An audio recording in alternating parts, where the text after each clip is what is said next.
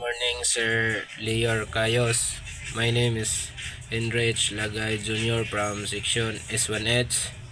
Today I will explain about determine the dipping range from the ships to the lighthouse and estimating vessels position.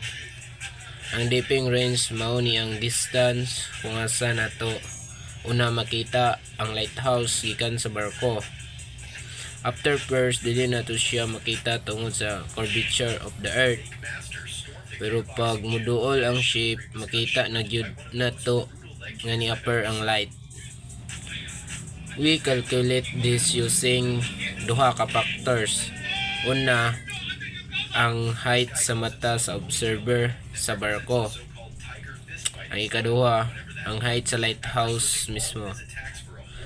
Pag combine na to ni makuha ang distance kung asa nato una makita ang light. Importante ni siya kay it helps us estimate kung asa natang posisyon sa dagat. Mas safe ang navigation kay kabalot kung unsa kalayo tagikan sa coast.